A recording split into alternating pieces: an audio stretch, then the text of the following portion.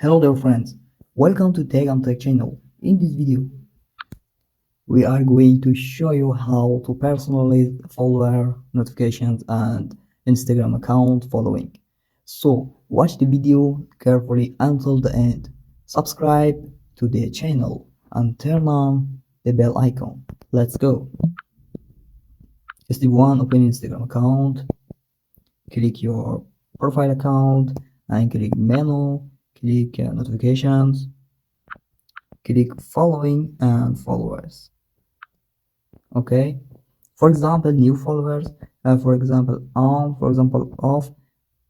If you turn on notifications, for example Jahan asks a place set starting following you.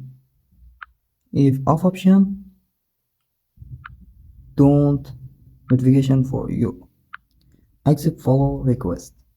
On off, John, for example John applies it, accept your follow request. If option off, your notification turn off. Okay, account suggest and mention in bio. From profile I follow from everyone. For example, Johan mentioned you in their bio. You can click this option according to your personal option. Please like the video and subscribe the channel. Take on tech.